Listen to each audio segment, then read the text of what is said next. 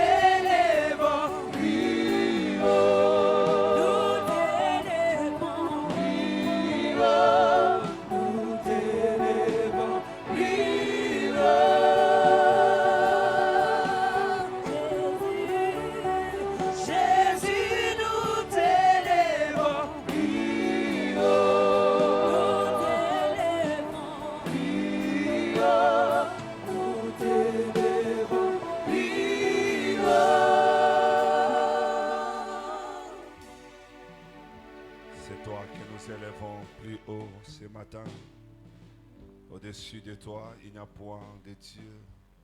Tu n'as point d'égal. Tu es l'incomparable. Tu es notre Dieu. Tu es notre Seigneur. Tu es notre roi. Tu es notre soutien, les remparts de notre vie, le fondement et la raison d'être de notre existence. La définition parfaite de notre être, c'est toi, Jésus. Auprès de qui irions-nous encore? Tu as les paroles qu'il nous faut. C'est toi qui traites nos problèmes. C'est toi qui aiguise nos vies, qui taille, qui traite nos défauts et qui nous rend parfaits par ta parole. Reçois de nous ces acclamations, signes de reconnaissance, parce que nous reconnaissons que c'est toi le vrai Dieu.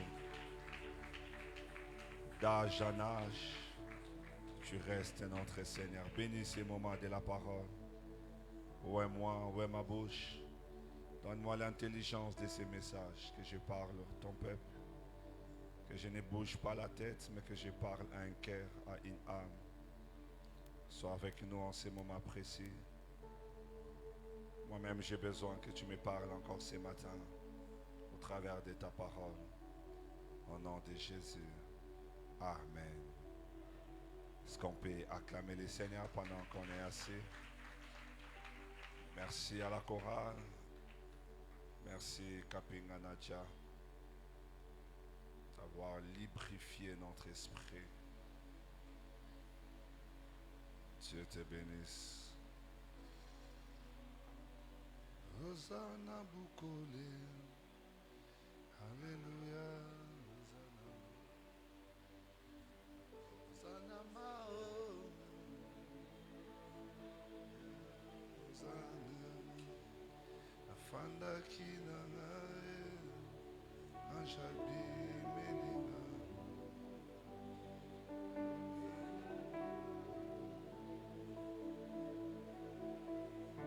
Afanda Kinanga. Anjabi Melinga. Alobi Nangae. Nzambazali Nangae. Afanda Kinangae. Anjabi Melinga. Alobi Nangae. Zambazali Nangae. Loba lisusu. Alléluia, Hosanna. Loba lisusu. Alléluia, Hosanna.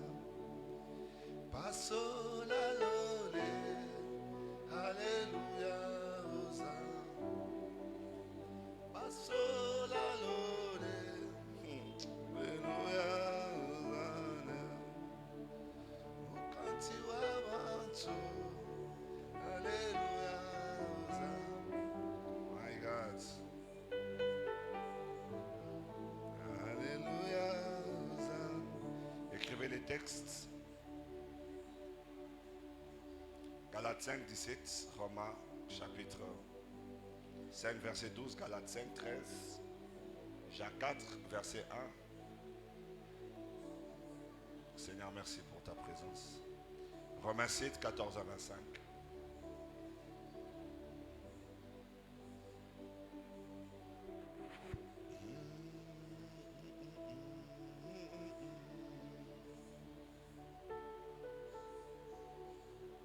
Alléluia, Hosanna.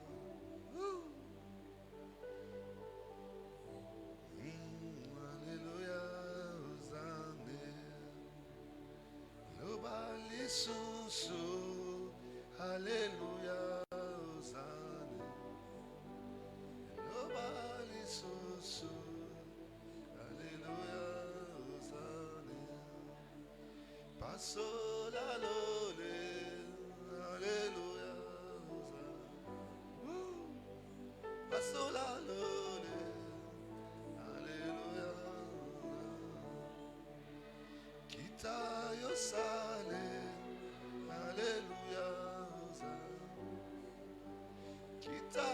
Simba. Alléluia. Tolingi toyoka.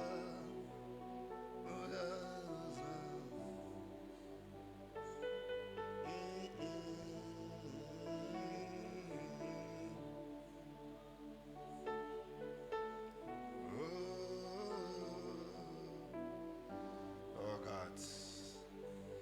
Nous continuons cette série d'enseignements introduits les dimanches passés sur les 4 ennemis qui nous poussent à désobéir à la volonté de Dieu. Les 4 ennemis qui poussent l'homme à désobéir à la volonté de Dieu. Nous avons parlé sur le libre arbitre le dimanche passé. Nous allons voir le deuxième ennemi, un des ennemis aussi puissants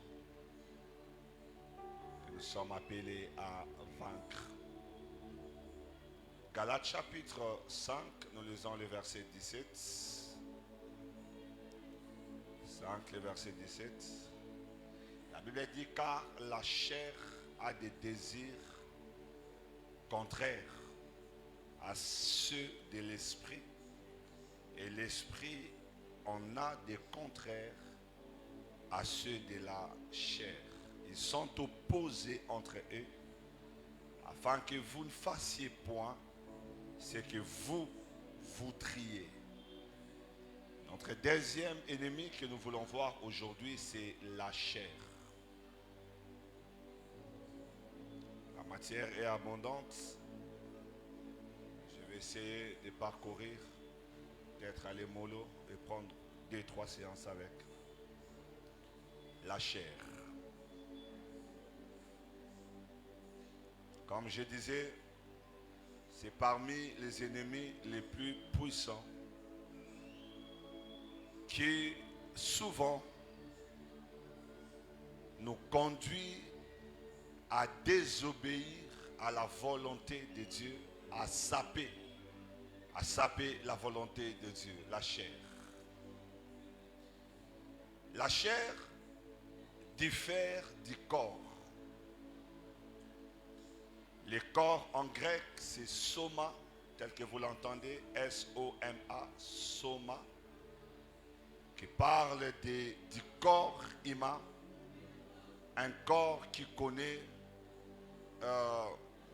la naissance, qui grandit, qui vieillit et qui connaît aussi la mort. Soma.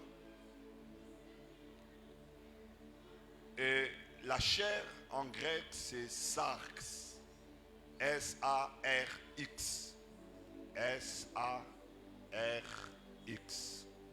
Sarx. Qui ressort la pensée d'un homme livré à lui-même. Un homme livré à lui-même, à sa nature pécheresse.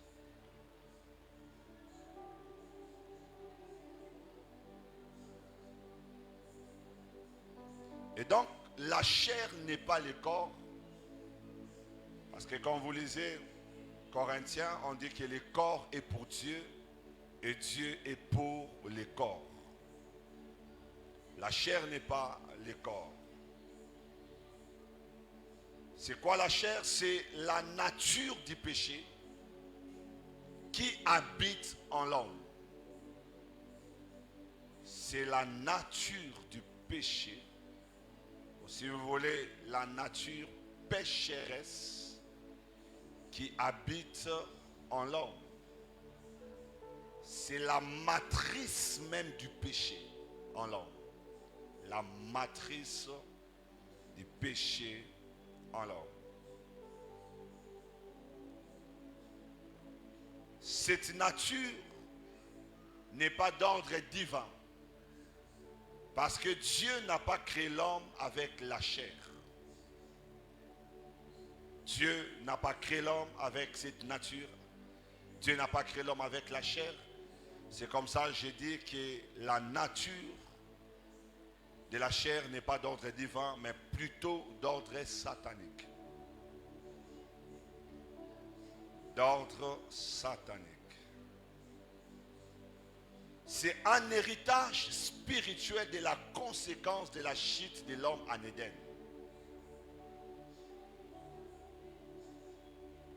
Un héritage spirituel de la conséquence de la chute de l'homme en Éden.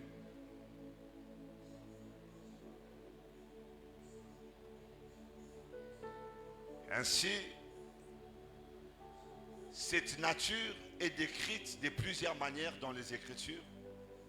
Quand vous parcourez la Bible, il y a des endroits où vous verrez clairement dite la chair et des endroits où on donne d'autres mots qui parlent de la même réalité. La nature adamique. La nature adamique. Lorsqu'on parle de la nature adamique, c'est la chair. On parle aussi du vieil homme. Le vieil homme. Lorsqu'on parle du vieil homme, on fait allusion à la chair aussi. Et à certains égards, lorsqu'on parle de l'homme intérieur, non régénéré. L'homme intérieur non régénéré fait allusion aussi à la chair. Ce sont des expressions que vous allez voir dans les Écritures en parcourant. On parle du vieil homme, on parle de la chair, de la nature adamique, on parle de l'homme intérieur non régénéré. Toutes ces expressions nous renvoient à la compréhension de la chair. C'est comme ça, je disais, ça ressort la pensée d'un homme livré à lui-même dans sa nature pécheresse. Donc plusieurs expressions pour décrire la chair, la nature adamique, le vieil homme, l'homme intérieur non renouvelé.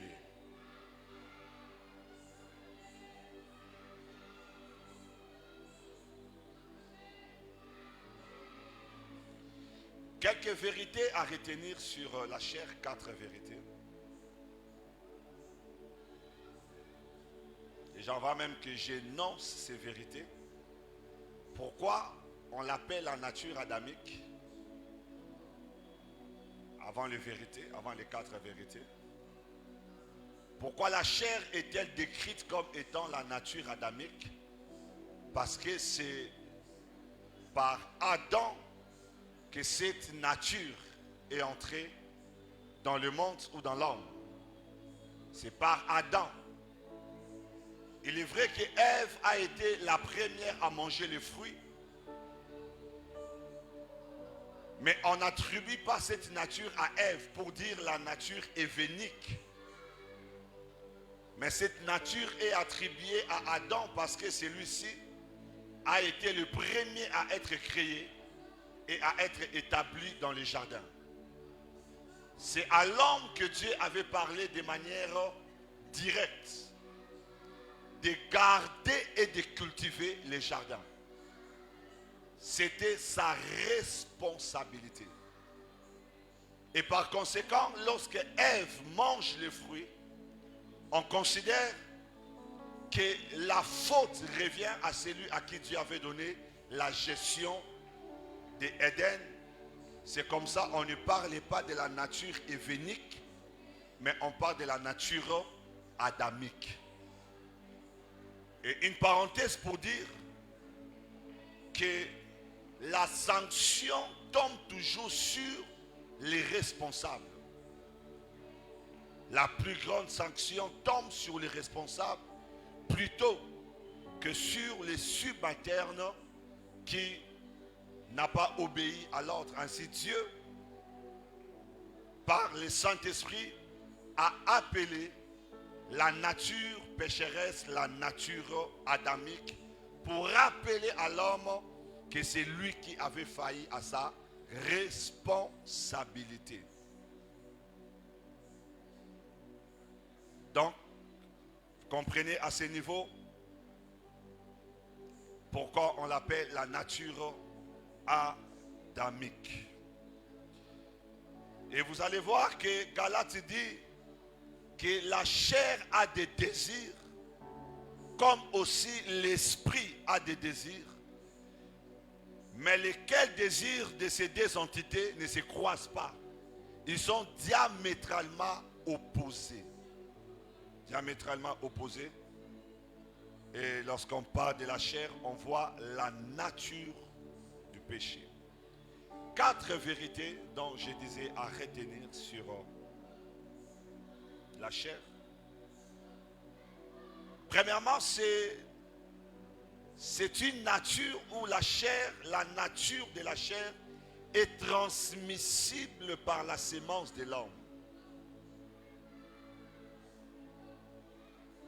Elle est transmissible par la sémence de l'homme.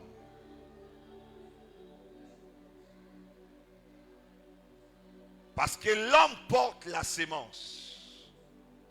Dieu est créateur et il a fait de l'homme procréateur. Et l'homme procrée par la sémence. Dieu est créateur. Dieu n'a créé que Adam et Ève. Et il a donné à l'homme le pouvoir de la procréation. En termes d'espèces, Dieu a créé Adam et Ève. Et pour la suite de la création de l'humanité, Dieu a donné ses pouvoirs à l'homme. C'est ainsi que l'homme n'est pas créateur, mais l'homme est procréateur. Et par quelle entremise Dieu a donné à l'homme la capacité de procréer? C'est par la sémence de l'homme. L'homme porte la sémence. Et vous allez voir, même quand Dieu a créé les arbres, Dieu ne créait qu'une seule espèce. Et en créant ces espèces, il disait que dans l'espèce créée, il y a la sémence pour les autres espèces qui viendront par la suite. Dans les manguiers que Dieu avait créés, Dieu avait mis la sémence du manguier qui est le noyau. Et donc lorsqu'on mange la mangue et qu'on jette le noyau fait le travail aussi de reproduire ce que Dieu avait créé. C'est comme ça même dans la sagesse infinie de Dieu. Il a créé des oiseaux migratoires, je lisais, je comprenais. L'une de l'importance des oiseaux migratoires, c'est quoi? C'est le fait de prendre une plante, un grain, quelque part, et pendant qu'il est en train de se déplacer, il peut amener cette sémence dans une autre zone. Et en jetant le noyau, la sémence qui tombe là, fait germer une plante. Et donc, nous comprenons que la sémence que Dieu a donnée, que ce soit à l'homme ou à la plante, a pour rôle de continuer le travail de la création. Et étant donné que l'homme avait péché, par le péché, la sémence de l'homme avait été corrompue. Lorsque l'homme a désobéi à la volonté de Dieu, lui qui est procréateur par la sémence, sa sémence à lui avait été corrompue. Ainsi, par la sémence de l'homme, nous trouvons la nature du péché. C'est comme ça tout homme, à partir de Caïn jusqu'à aujourd'hui, tout homme naît avec la nature du péché. Parce qu'il n'existe pas d'un homme ou d'une femme sur la terre sans la sémence au départ de l'homme. Aucun homme n'est né saint ni parfait. Tout le monde naît corrompu. Tout le monde naît pécheur. C'est comme ça, un enfant peut mentir. Un enfant peut faire des choses odieuses. Un enfant parce que la nature pécheresse est en lui. J'ai prêché à Matadi. Après le culte, quand j'ai recevais une jeune dame de 18-19 en face de moi, répondant au message, il dit, j'avais 9 ans, mon jeune frère avait 7 ans et on avait l'habitude de faire le jeu de papa et maman. On a grandi avec ça, avec mon jeune frère, et puis c'est avec les garçons du quartier, et jusqu'à la personne qu'elle est devenue, connaissant les hommes bien avant. Comment un enfant de 7 ans, comment une fille de 9 ans, comment peuvent tomber dans l'inceste? La nature pécheresse qui vit dans la sémence de l'homme. Ça veut dire qu'un bébé qui vient de crier d'office, c'est un pécheur. Parce qu'il est né avec une sémence corruptible, avec une sémence corrompue qui est la sémence de l'homme. La sémence de l'homme. Romains 5, verset 12 nous dit, c'est pourquoi, comme par un seul homme, la communication, suivez-moi s'il vous plaît. Romains 5, 12, sois speed. Tu es discret, Bira. C'est pourquoi, comme par un seul homme, le péché est entré dans le monde, et par les péchés, la mort, et qu'ainsi la mort a fait quoi? La mort a fait quoi? Elle s'est étendue sur tous les hommes. Pourquoi? Pourquoi? Parce que tous ont péché. On considère que l'humanité qui était dans la sémence de l'homme a connu le même sort que l'homme le jour où il était en train de pécher. Parce que Adam, c'est l'arrière-grand-père de nous tous. C'est l'ancêtre de tout le monde. Les blancs, les chinois, les rouges, les indiens, les afros ou les nègres. Il est l'ancêtre de tout le monde. Il a porté le premier la sémence. Et la Bible dit, comme par un seul homme, le péché est entré dans le monde, au travers de la sémence bien entendu, et par le péché la mort. C'est comme ça, le corps humain connaît la mort, qu'on soit bébé, qu'on soit jeune, on se pose la question, mais comment il est mort? C'était un innocent, il n'avait que 2 ans, il n'avait que 5 ans, il n'avait que 10 ans, mais comment Dieu a permis qu'il décède? N'oubliez pas que cette nature-là, c'est une nature pécheresse. Et la conséquence des péchés, c'est quoi? C'est la mort. La mort est la conséquence du péché. C'est comme ça, comme la nature adamique habite en l'homme. La mort continue à frapper et la mort continue à produire ses effets. Et personne n'est épargné de cette réalité. Raison pour laquelle, mes frères et sœurs, tous les héros de la Bible que Dieu avait choisis n'ont pas pu sauver l'homme parce qu'ils même portaient la nature d'Adam. Porter la nature adamique. Et par cette nature, il est impossible. C'est un peu comme un prisonnier qui veut affranchir un autre prisonnier. La nature pécheresse, freiner et empêcher les uns les autres. Certains héros ne sont pas entrés dans la gloire à cause des fois de la nature pécheresse qui les rattrapait et les amenait à désobéir à la volonté suprême de Dieu. Mon frère et ma sœur, et donc nous comprenons que l'homme n'est pécheur. Aucun homme n'est saint. Je parlerai plus tard de Christ. Alléluia. La deuxième vérité à connaître sur la chair,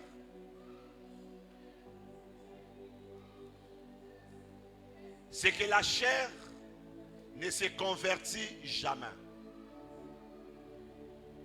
La chair ne se convertit jamais. L'on ne peut pas convertir la chair.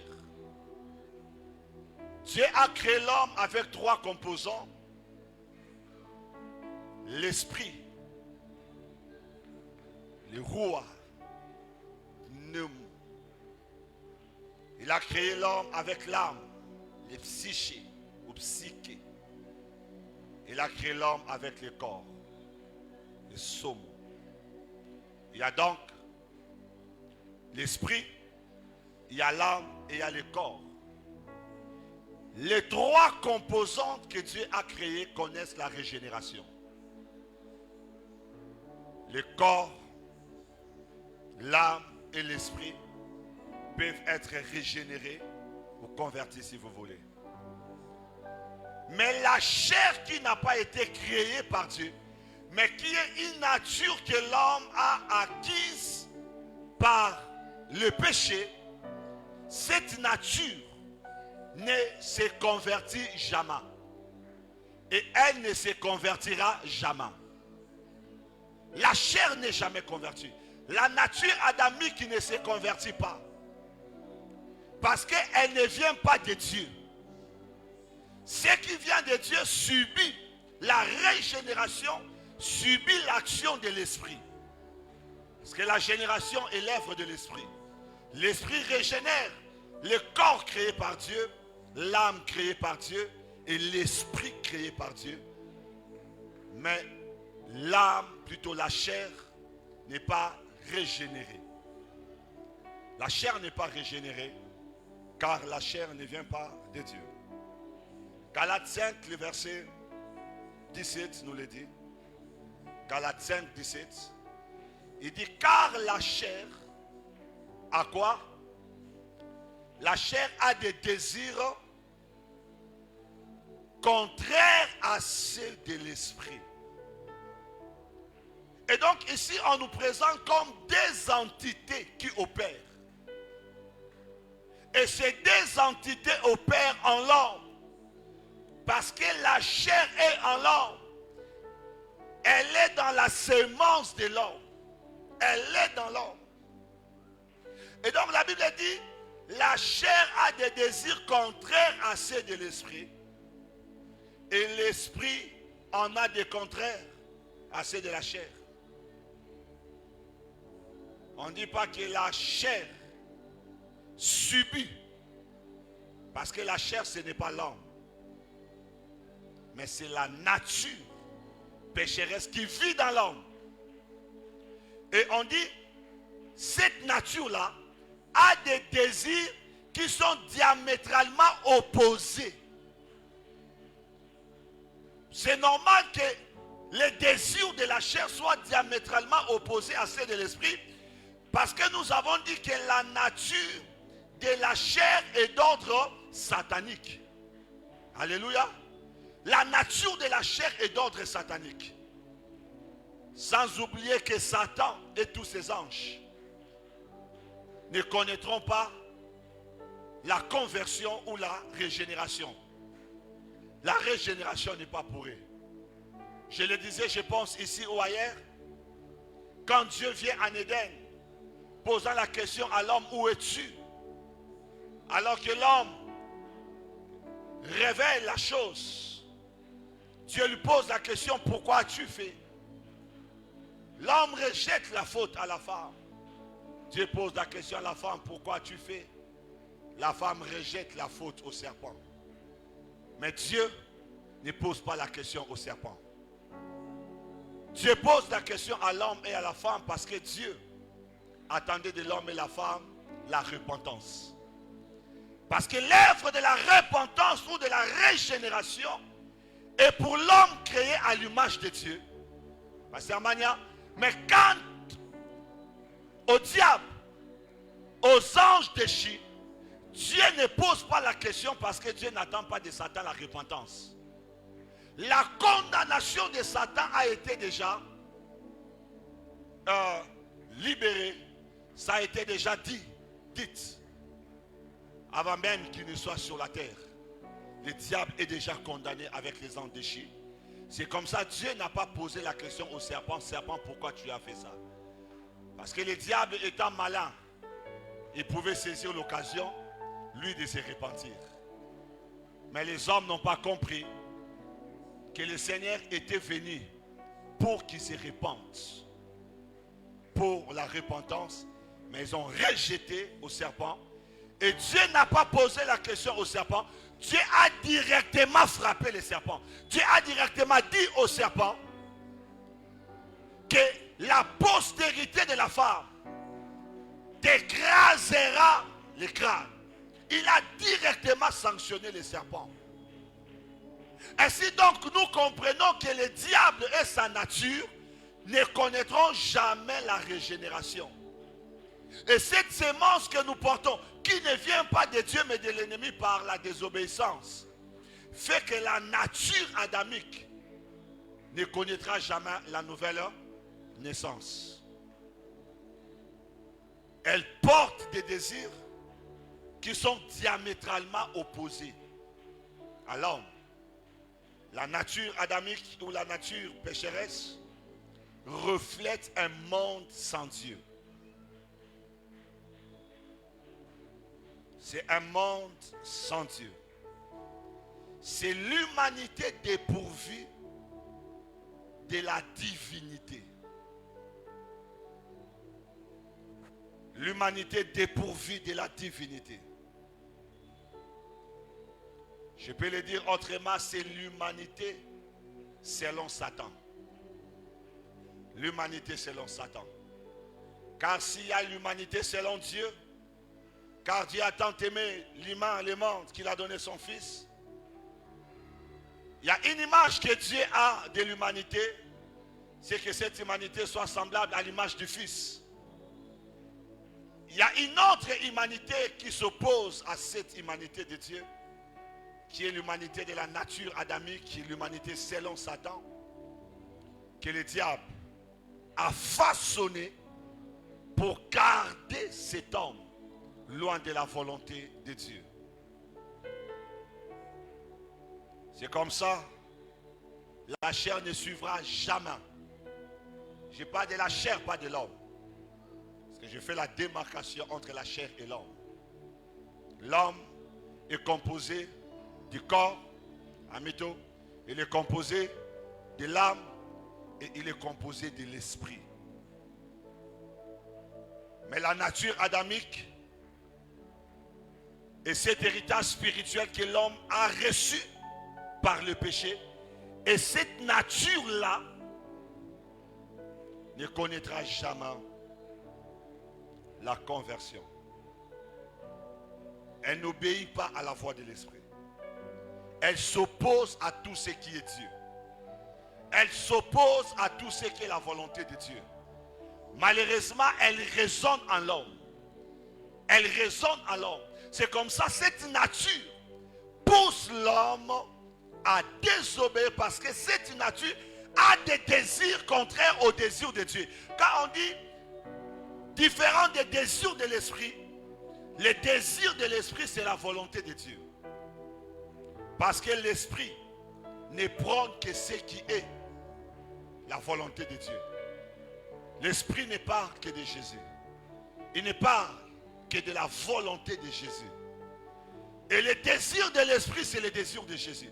Le désir de l'esprit, c'est le désir de Dieu. Et donc, on nous enseigne ici que la chair ne se soumet pas. La chair, elle, ne se soumet pas. Je suis toujours en train de revenir sur la chair et l'homme. Je ne parle pas de l'homme, mais je parle de la chair. Elle ne se soumet pas. Par rapport à la matière sur des questions, vous allez m'envoyer et je vais répondre. Parce que je veux qu'on comprenne très bien cet enseignement. Elle fait partie des bases de la foi chrétienne. Troisième vérité. La première vérité, c'est laquelle? Je n'attends pas. Elle est transmissible par la sémence de l'homme. Car la sémence de l'homme est comment? Elle est comment? Corrompue. N'oubliez pas ça, c'est important, ces expressions. La sémence de l'homme est corrompue. C'est comme ça, aucun homme n'est chrétien. On devint, on n'est né pas chrétien, on devient chrétien. On n'est né pas parfait, on devient parfait. On n'est né pas saint, on devient saint. Mais tous, nous naissons pécheurs. Nous naissons pécheurs. Et petite parenthèse, je répondais, je pense l'avoir dit le dimanche passé. C'est une question que mon fils m'a posée le vendredi. Il dit, papa, un bébé qui meurt, il va au ciel ou en enfer? J'ai dit, un bébé c'est un pécheur. Mais il dit, mais comment ça, papa, il n'a pas commis le péché? J'ai dit, ah ok, ça sera difficile d'entrer dans la théologie du salut avec lui. J'ai dit, bon, ce qui est important à retenir ici, pour tout le monde, c'est que la destinée finale d'un bébé dépend de la foi de l'un des parents. Si un des parents est converti, l'enfant qui meurt est sauvé. C'est comme ça, c'est important d'être chrétien et d'épouser des chrétiens. Lorsque un des parents est chrétien, l'enfant qui décède païen héritera la destinée de la foi de l'un de ses parents. Les deux parents sont chrétiens, gloire à Dieu, l'enfant est totalement à l'abri. Les deux parents sont des païens, c'est la destinée de l'enfant qui est jouée. Parce que tout homme né pécheur, tout homme. Pourquoi Dieu permet qu'ils aient un enfer? Comment Dieu peut permettre aussi qu'un bébé décède? Il pouvait protéger un bébé. La nature adamique. Il pouvait protéger. Il y a des enfants qu'on jetait dans la mer et qui s'est noyé à l'époque de Moïse. C'est noyé. C'était des bébés, des innocents. Mais Dieu a laissé. La nature adamique, c'est comme ça, parents. C'est bien d'amener les enfants à l'église pour qu'ils apprennent et qu'ils se convertissent parce que c'est important à un niveau donné pour eux. Troisième, je disais, la chair demeure dans les croyants même après sa régénération. Mais dans l'homme, pour ne pas dans les croyants. La chair demeure dans l'homme après sa régénération. La chair demeure dans l'homme après sa régénération. Donc même un homme régénéré, quand je parle de l'homme régénéré, je parle de qui? Je parle de qui? Des hommes convertis. Je parle des chrétiens, je parle de l'église. Même un homme converti est bien converti par son esprit, son âme. Et plus tard, le corps. Même un homme converti, la chair reste opérationnelle et vivante en elle. Parce que c'est une nature. C'est une nature. Pardon? Adamique, donnez-moi une de vérité. Pardon? Qui ne se convertit pas. C'est en l'homme. Elle est en l'homme, mais elle ne subit pas les principes de la régénération. C'est là tous les combats de la vie chrétienne. C'est là tous les combats de la foi à ce niveau. Et c'est là que la matière devient abondante et difficile à appréhender. Parce qu'un homme converti, né de nouveau, passé par les eaux de baptême, subit la régénération de l'esprit, de l'âme au travers de la parole et autre chose, mais la chair, elle reste en elle. La chair reste. Galates 5, verset 16. Ce que Paul est en train de dire à l'église des Galates, retourne en arrière seulement. Je dis donc, marchez selon l'esprit. Et la suite du quoi? Et vous n'accomplirez pas les désirs de la chair. Paul s'adresse à qui? Paul s'adresse à qui ici? Oui, aux Galates qui sont des chrétiens. Il s'adresse à l'église des Galates. Il s'adresse aux chrétiens des Galates. C'est une lettre dédiée à l'église des Galates. Et Pierre les explique, Paul plutôt, les explique cette vérité fondamentale. Il dit, tel que vous êtes là convertis, en vous, il y a deux entités qui opèrent. En l'homme, il y a deux entités. Il y a la chair d'une part et il y a l'esprit de Dieu de l'autre part. Il y a l'esprit de Dieu de l'autre part. La chair, ce n'est pas un démon. Okay? Parce que le démon ne peut pas cohabiter avec le Saint-Esprit. Mais c'est une sémence corruptible. Une sémence qui est dans l'homme. Mais qui a le pouvoir de faire faire. Le pouvoir de te faire faire des choses. De t'obliger à faire. C'est une sémence. C'est ainsi, il dit, marchez selon l'esprit, afin de ne pas accomplir les désirs de la chair. Parce qu'il y a des désirs qui réfléchissent en l'homme. Il y a des désirs. Il y a celui de l'esprit. Et au même moment, il y a celui de la chair. Ainsi, Paul, s'adressant à l'église, il dit, la chair vous dicte. Mais seulement, ne vous laissez pas assujettir par elle. Plutôt, marchez selon l'esprit. Je vais expliquer ça encore plus tard. Parce que si je donne des vérités sur la chair d'abord.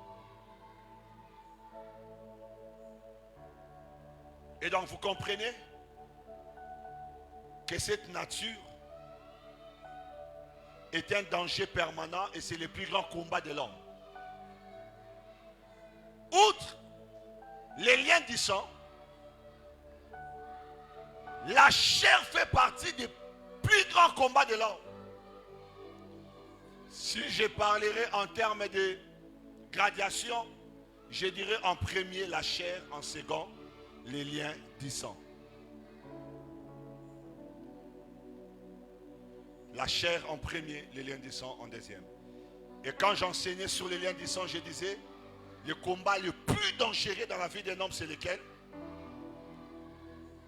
Pardon? Non, je disais une phrase. Le combat le plus dangereux de l'homme, c'est quel combat? Pardon?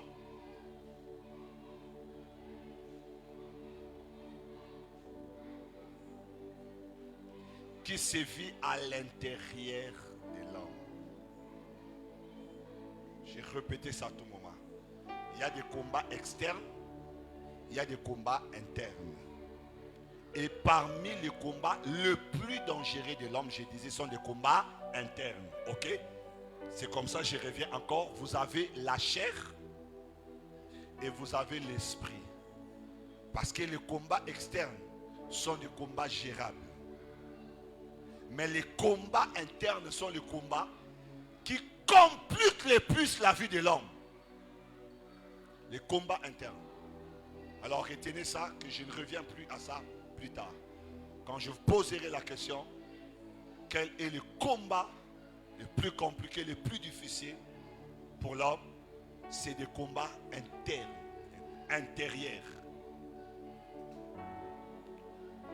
La chair en premier, le sang en second. On a déjà parlé du sang abondamment pendant presque un mois. C'est un des combats le plus dangereux, la chair, parce qu'elle résonne en l'homme. Elle parle à l'homme constamment. Je dis bien, elle ne soumet pas. les croyants, mais elle parle aux croyants. Il y a des subtilités dans les phrases que j'utilise. Elle ne soumet pas. Elle soumet tout homme. Mais elle ne soumet pas les croyants. Elle parle aux croyants. Elle soumet l'homme non régénéré, les païens, mais elle parle constamment aux croyants. Elle parle constamment. Et les croyants souvent ont les oreilles données à céder. D'une part la chair, de l'autre côté l'esprit. Et Paul est en train d'insister en mettant l'homme comme au centre. Il dit, marchez selon l'esprit. Pour ne pas tomber dans l'autre sens. Et Jacques qui renchérit, l'apôtre Jacques renchérit cette même pensée dans Jacques chapitre 4, le verset 1. Qu'est-ce que Jacques nous dit? Il dit ceci. D'où viennent les luttes? Parce que l'homme est constamment dans cette lutte. Obéir à la volonté de Dieu ou non. Faire ce que Dieu te dit ou non. Mais Jacques pose la question, la lutte là, parlant à l'église. Il dit la lutte là vient d'où? Parce qu'ici, il parle à l'église primitive. Il parle à cette église puissante qui a connu le plus grand réveil des temps. Jacques, c'est lui, le pasteur établi de l'église primitive. Et il s'adresse à l'église, il dit d'où viennent les luttes. Et il explique lui-même en disant, et il dit aussi d'où viennent les querelles parmi vous. Vous là c'est qui? Vous là c'est l'église. Alors lui-même il explique, n'est-ce pas de quoi? De vos passions qui combattent dans vos membres. Dans vos membres. Dans vos membres, il y a cette guerre. Tu sens dans ton âme le désir de ne pas faire. Mais au même moment, tu as le désir de faire.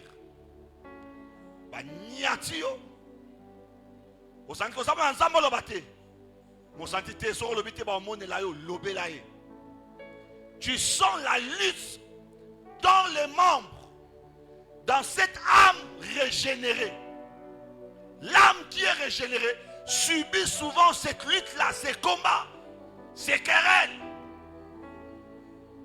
La division dans l'église, la haine dans l'église, l'empoisonnement dans l'église. Toutes ces choses, la rébellion, le fait de ne pas obéir. Baby, je ne suis pas protocole fan d'Awa, au fiotolier, au que fan d'Akoto. Mais dans l'église,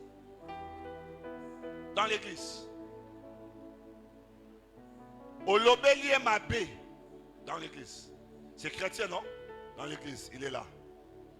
Mais à l'obélier mabé, à Kani Mote Makokite, à qui qu'on récupérer en pleine adoration. Les ambalasouko, c'est le rosakiwana. Ce qu'on répète en jour, mais c'est pendant l'adoration, kati adoration, à qui qu'on règle compte à Zongi. Donc, modérateur, à modérer, yo fandi, si vous séparez un modérateur ou un athée, posons que vous avez ensemble les balles et si maté, relation si maté, soit vous conduire culte, mettez-vous debout. Ha! Jaja, ngana telema. Anyoko linga pendant 4 ans na fiançailles. Akebal Antoinette, na maté.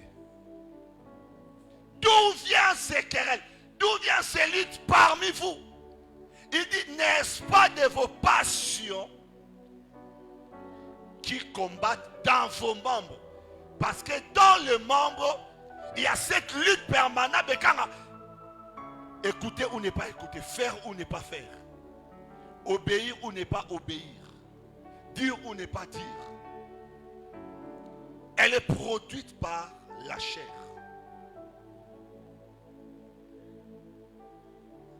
C'est là que la plupart, même les héros de la foi, ont salué de loin les promesses. Dieu a dit à Moïse, parle au rocher. part au rocher. Mais quand Moïse arrive, le problème c'est que Moïse est tellement en colère après le peuple. Moïse est fatigué de ce peuple.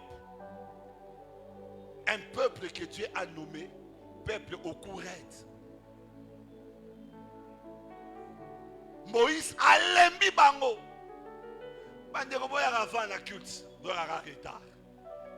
Bandeko boya avant qui doit arrêter. Bandeko sabe nous ça la cabo. Parce que Moïse a une solution. Mais na se ya kanda.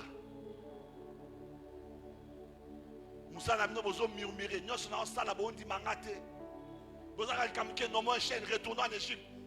Vous avez besoin de nous sacrifice nous sommes en salle.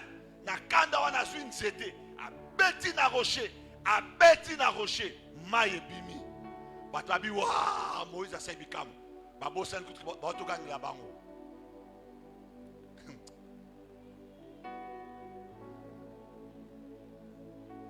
Et Moïse a parlé qu'il n'a kanda. Zambabi Moïse, tu ne m'as pas sanctifié. Et tu n'entreras pas dans la terre promise. Eh, l'histoire de Moïse, ça l'a passé ma casse. Naro, ça note, l'histoire de Moïse, ça l'a passé. Dans Zambabwa, qui si peuple, Moïse a intercédé les bangos.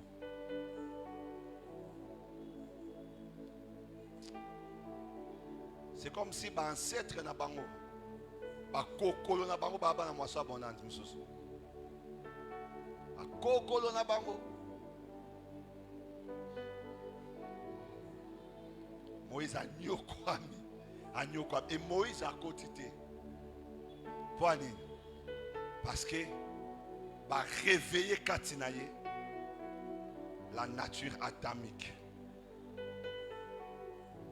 Au lieu de parler comme Dieu a dit, Moïse a désobéi à Dieu sous le feu de la colère parce que dans ses membres il y avait cette lutte.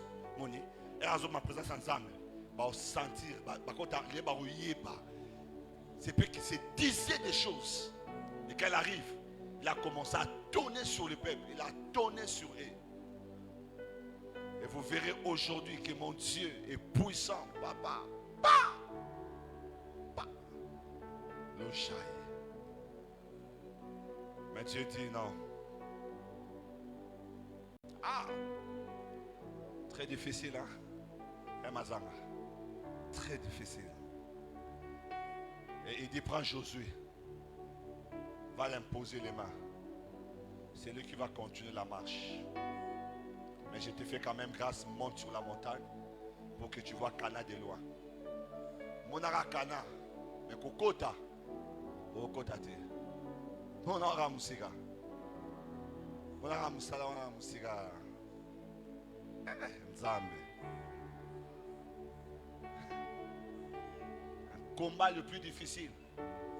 Pourquoi? Parce que c'est l'un des combats qui fait rater aux gens leur destinée, même les héros perdent leur orientation, leur direction par la chair. C'est comme ça que je veux que nous prenions ces messages au sérieux. Personne n'est épargné. David pose la question comment les héros sont tombés. Comment les héros sont tombés. Jacques répond que c'est la lutte qui s'est vue dans nos membres au travers de nos passions. Ces passions, c'est des désirs ardents. Une passion, c'est un désir qui bouillonne en toi. Tu as comme l'impression que si je ne le fais pas, je meurs. Ça te bouscule. Finae, l'obélé mabé. Un pasteur a dit, l'apôtre Paul aurait dû nous laisser aussi l'épître aux chauffeurs sur la route. Parce que la route, surtout de Kinshasa, c'est là où même les pasteurs montaient mais sous caca. On n'a pas.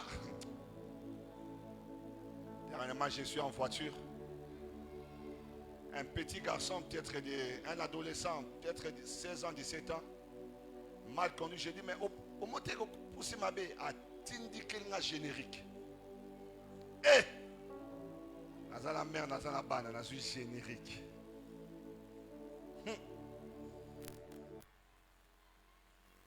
Ma femme me regarde et dit, calme-toi chérie.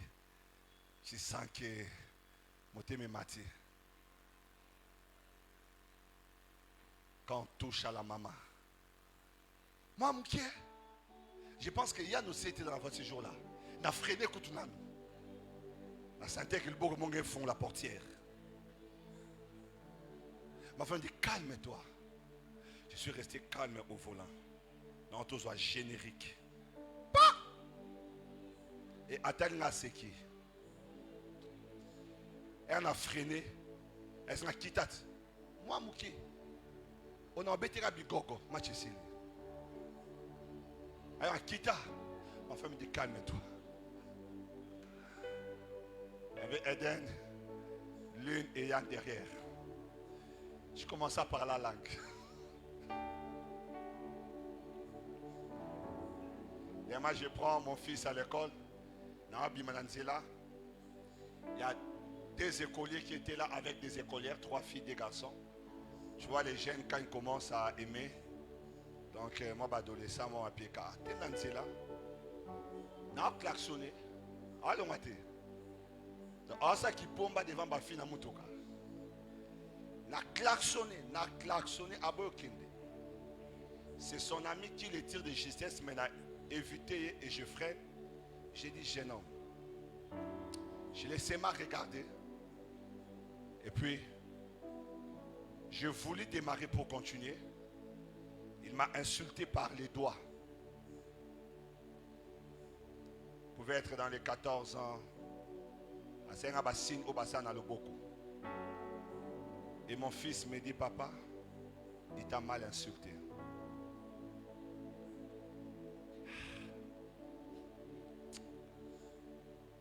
J'ai dit, ça t'a fait mal? Il me dit oui. J'ai dit, tu comprends que tu ne peux jamais faire ça à un papa d'autrui aussi. Tu vois le mal que tu as senti. Elle m'a donné aucun là, mais j'avais un seul désir.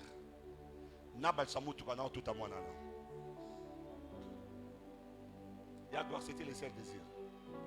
Plus j'ai avancé, surtout l'inatika Kamoté. Comment il peut faire ça notre papa? Comment il peut mal insulter papa comme ça? Dans ce cas, mon tezo matara ainsi.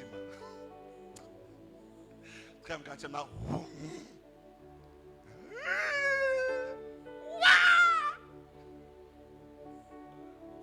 il dit, c'est pas bien ce qu'il a fait papa. Moi, j'ai pas aimé. Comment je vais dire à lui, toi aussi, arrête là. Déjà, ça fait mal. Tu rajoutes encore. Ma femme dit, une génération perdue. Elle m'a posé la question, comment tu sens? Je me sens révolté, je me sens en colère. Il est en faute, il est en tort. Je l'ai même évité. Son ami l'a tiré. Mais comme il est avec les filles, il m'a dit fuck you. Je lui ai dit, il s'est permis. Il n'a pas vu mon âge. Je suis avec les enfants.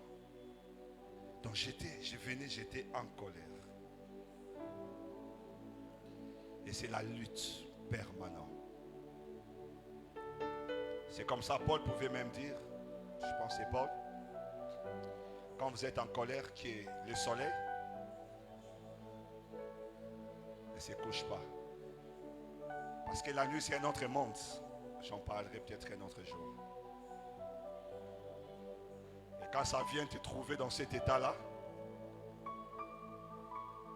tu perds la bataille de la nuit. La lutte permanente dans nos membres intérieurs, nous les chrétiens. 45. Quatrième chose, c'est que la chair ne meurt pas.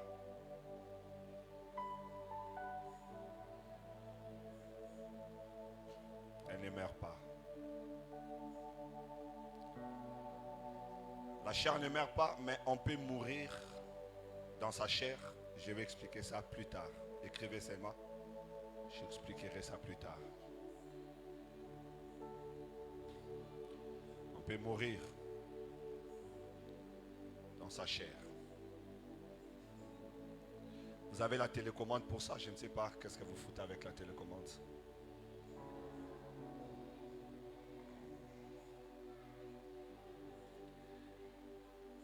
Alors Paul nous fait un très bel exposé de la réalité troublante de la chair. Il y a cet exposé de Paul. Quand vous lisez les épîtres aux Romains, je veux que nous lisons ça. Je pense que c'est par là que je vais m'arrêter en posant une question. Et qu'on va voir à la prochaine séance. Galates 5, Paul est en train de parler de la lutte dont il est question ici. Cette lutte qui est dite par Jacques, la lutte que nous avons dans nos membres, qui découle de nos passions, ça veut dire les désirs qui produisent la chair. Paul explique de consacrer tout un livre. Je vous conseille de lire les livres, l'épître aux Romains. Donc c'est les devoirs que je donne à l'église. Et je poserai des questions là-dessus. Donc allez-y lire à partir du chapitre 1er jusqu'au dernier. Romains, c'est un livre solide. Un des livres qui traite sur la doctrine du salut et de la théologie de la chair. Très important. Lisez-moi ça, les épîtres aux Romains, et je vais nous donner d'autres. Je vais organiser un mercredi où je vais m'asseoir et nous allons parler. Je ne vais pas enseigner, on va faire un débat un mercredi sur... Et ce jour-là, je ne vais pas annoncer. Pour n'être qu'au Kima. Vous aurez mercredi, on va quitter Mati. Papa, sécurité n'importe où tu vas maté. Tu vas aller sur Romain. Tu vas faire le Bible, tu vas noter naïe. Nabandi, comment lève-toi? Donne-nous le chapitre 1. Paf, on lance le débat. Le chapitre 2. Ce qu'on attend à Combo Nayo. Vous avez athées. Donc, il y a un verset malam. Vous voyez, Moïse à côté à Kanate. Allez-y, méditez. C'est très profond. Je ne fais que ces derniers temps être dans Romain. Ça m'enseigne, ça me travaille moi-même, ça m'enseigne, ça me brise. Je prie avec ça, j'implore Dieu par rapport à ça. Je désire ça. Je vais encore parce que ça nous concerne. Alors donnez-moi Romains 7, 14 à 25. Romains chapitre 7. On commence à partir du verset 14.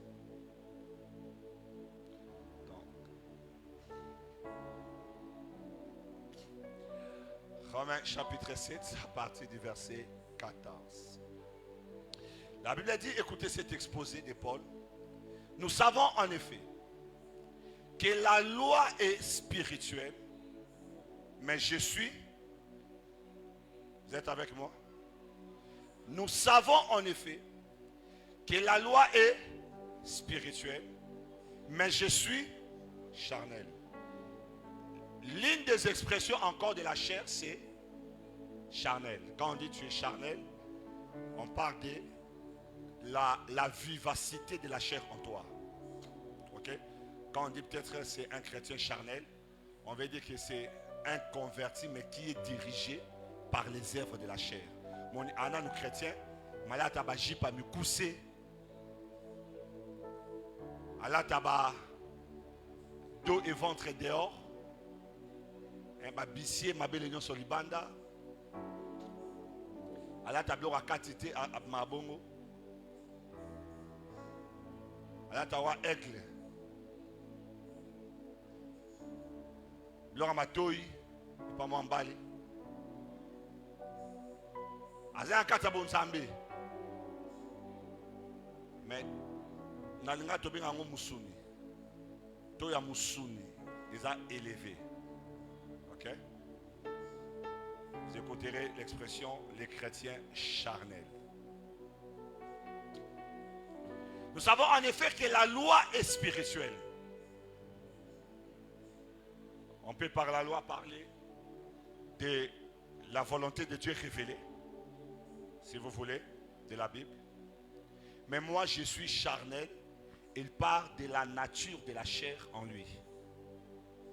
Cette nature qui ne se convertit pas. Ok? On y va mollo mollo, on est ensemble? Jusque-là, on me comprend? C'est ça qui est passé à l'obi au yokarate. Mais moi, je suis charnel, vendu au péché. Vendu au péché par Adam. C'est Adam qui nous a tous vendus à Satan. Ok? Il a vendu l'humanité à Satan. Pas seulement l'humanité, même le monde. Parce que Satan dit à Jésus, si tu te possèdes devant moi, je te donnerai tous les royaumes et leur gloire, car cela m'a été donné. M'a été donné. Nazwa quand on pas Adam, par une transaction. Il y a l'imbouma, on a humanité. Alors Paul a expliqué, je suis charnel vendu au péché. Et pas notre arrière-grand-père Adam, vendu au péché. 15. Car je sais, car je ne sais pas quoi, ce que je fais. Je ne fais point ce que je veux et je fais ce que je hais. On a l'ingité. Donc, tous autres décortiqués et l'oko oyo Jacques Alobi. D'où viennent les querelles? D'où viennent les luttes? C'est par les passions qui combattent dans nos membres. Et maintenant, Paul est en train d'expliquer ça encore très bien. Il dit, car je ne sais pas ce que je fais, ce que je ne fais point ce que je veux, et je fais ce que je hais. Verset 16. Or, si je fais ce que je ne veux pas, je reconnais par là que la loi est bonne. Hein? Je parlerai de la place de la culpabilité. Donc il comprend que le fait que conscience est reprochée, c'est que na yebi que on nzamba lobi neza bien, on nazo sa les a mabe. OK? Donc on nzamba lobi neza bien. Le fait que na sentir moi kilo katinanga, na comprendre bibeko neza solo pour naza mal à l'aise, naza bien té, je reconnais par là que la loi est bonne. 17. Et maintenant, ce n'est plus moi qui le fais, mais c'est le péché qui vit où? Qui habite en moi. C'est le péché qui habite en moi. Ce n'est plus moi qui le fais, mais c'est le péché qui habite en moi. Je l'expliquerai plus tard, peut-être verset par verset. On y va d'abord. Qui habite en moi, verset 18. Ce qui est bon, je le sais. La suite dit quoi? N'habite pas en moi. Quand il dit en moi là, c'est dans quoi? Il explique ça lui-même encore, non? Il dit c'est-à-dire dans ma chair. Parce que je vous ai dit que la chair n'est pas convertie. La chair ne se soumet pas à la volonté de l'esprit. C'est l'homme qui se soumet à l'esprit, pas la chair. La chair ne se soumet pas. L'homme se soumet. C'est comme ça Paul dit marcher selon l'esprit. L'homme, il s'adresse à l'homme. Il ne parle pas à la chair. Il dit toi l'homme, corps, âme et esprit. Il dit marche selon. Soumets-toi parce que la chair ne se soumet pas. Et si Paul dit ce qui est bon, je le sais. Ce qui est bon, c'est la parole de Dieu. Ce qui est bon, ce qui est parfait. Et ce qui est bon, ce qui est agréable, ce qui est parfait. Romains 12, Dieu nous en parle. Soyez transformés par le renouvellement de l'intelligence afin que vous discerniez quelle est la volonté de Dieu, ce qui est bon, ce qui est agréable, ce qui est parfait. Et il dit, ce qui est bon, je le sais. N'habite pas en moi, c'est-à-dire n'habite pas dans ma chair. J'ai la volonté, mais non le pouvoir de faire le bien. Ok? C'est là le plus grand combat. Il y a la volonté de venir à l'église. Il y a la volonté de payer la dîme. Il y a la volonté de changer. Il y a la volonté de prier. Il y a la volonté de quitter mon lit pour, à 4 heures, à 3 heures, de chercher la face de Dieu. Il y a la volonté d'entrer 30 jours de jeûne et prière. Il y a la volonté de monter à la montagne de juin, à la montagne de décembre. J'ai la volonté de donner l'argent pour la campagne évangélique. La volonté de servir. La volonté y est. L'apôtre Paul dit la volonté. Ici, il parle de l'homme régénéré en parlant comme si de lui. Mais il représente l'homme régénéré. La réalité que nous vivons, que Jacques 4 est en train d'expliquer. Il dit, j'ai la volonté, mais le pouvoir de... Mais non, le pouvoir de faire le bien. Parce que la chair n'a rien de bon. Tu as la volonté par la révélation de l'esprit. Mais le pouvoir, on va en parler plus tard, demande le concours de l'homme. Et à quel niveau on en parlera. Mais dit, je n'ai pas le pouvoir de faire le bien. 19. Car je ne fais pas le bien que je veux, et je fais le mal que je ne veux pas. Verset 20. Et si je fais ce que je ne veux pas, ce n'est plus moi qui le fais, c'est le péché qui habite en moi. Verset 21. Je trouve donc en moi cette loi. Il parle de la loi qu'il trouve en lui. Le Seigneur avait dit, le jour où tu en mangeras les fruits, tu mourras. Et donc la nature du péché a introduit dans le monde la loi. Laquelle loi a la finalité, la mort. C'est comme ça on parle des fois de la loi de la mort. Hein? Qui s'oppose à la loi de la vie et de l'esprit. La loi de l'esprit et la vie. Et la loi du péché et de la mort. Donc il y a des lois qui opèrent dans l'humanité. Et quand on parle de loi, il y a une force coercitive. Donc quand il y a la loi, ça veut dire qu'il faut respecter, il faut obéir. La loi est faite pour être obéie. Nul n'est censé ignorer la loi. La loi nous impose. Et il dit, je trouve cette loi en moi. Quand je veux faire le bien, le mal est attaché à moi. J'ai été vendu au péché, n'oublie pas. Verset 22. Car je prends plaisir à la loi de Dieu. Cette loi de Dieu, c'est la loi de l'esprit et de la vie. La volonté de Dieu, la parole révélée. Il dit, car je prends plaisir à la loi de Dieu. N'oubliez pas c'est psaume 1 qui dit, errez l'homme. Et qui? La suite.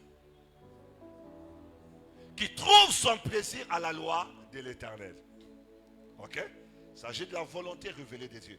Il dit, car je prends plaisir à la loi de Dieu selon l'homme intérieur. L'homme intérieur ici, c'est l'homme intérieur régénéré. Ok? Mais la lutte continue, verset 23.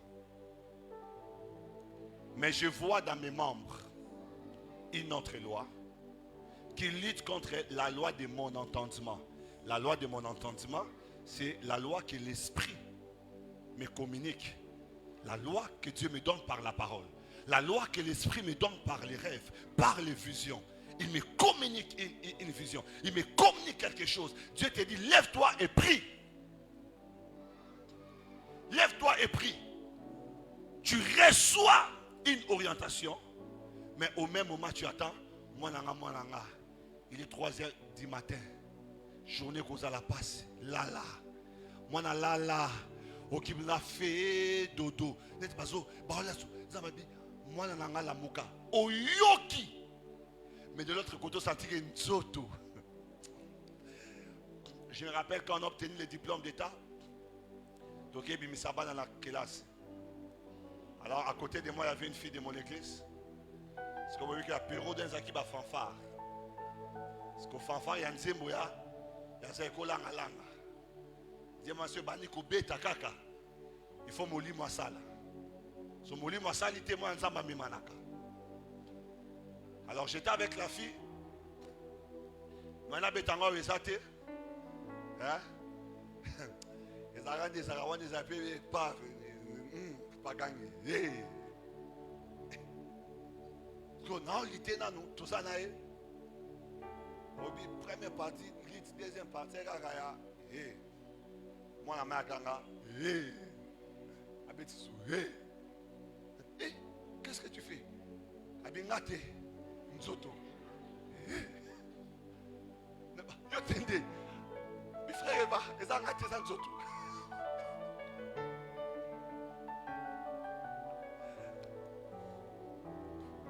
Mobimba.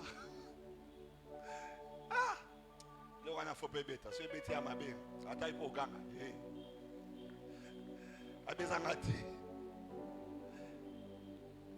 Il dit il y a la lutte des deux lois. La loi de mon entendement qui me rend captif de la loi du péché qui est dans c'est où? Dans mes membres.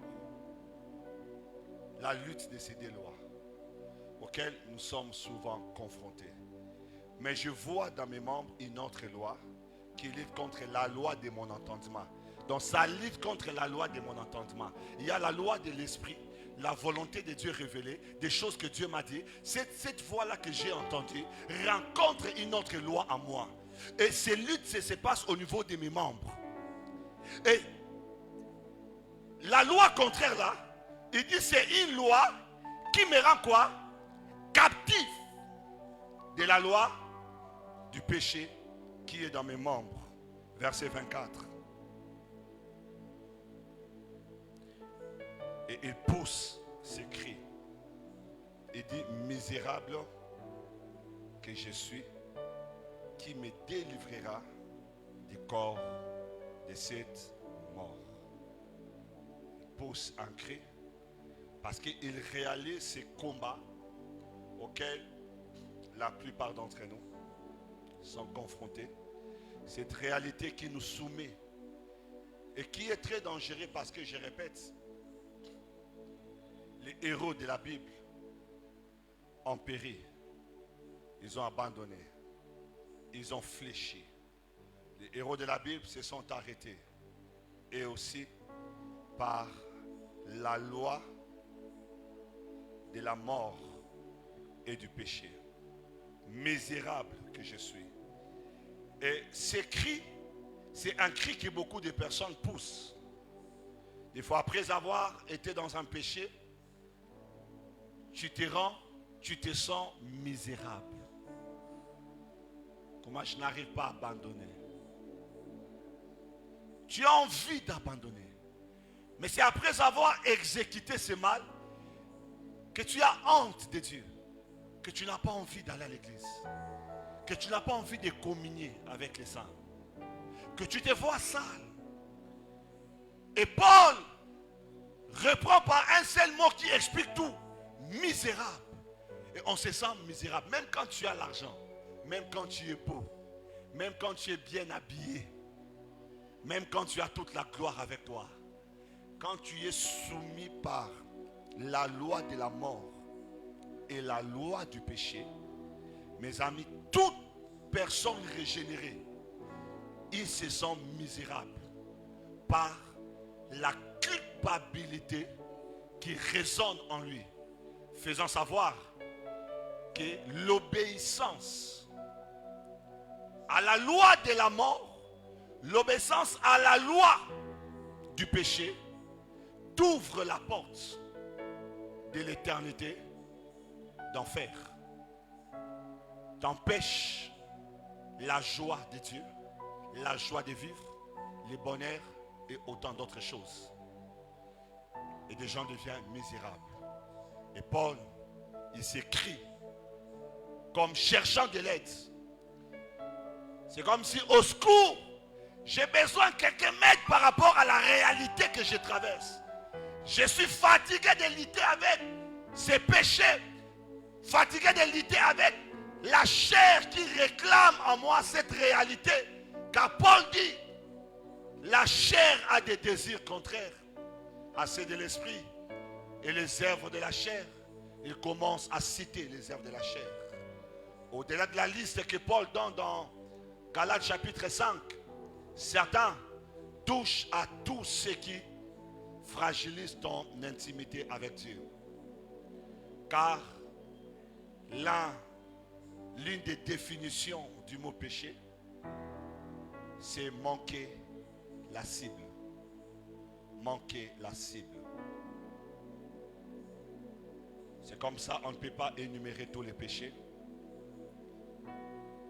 En grec, j'oublie l'expression. Mais ça veut dire manquer la cible. Et manquer la cible peut être lève-toi, prie.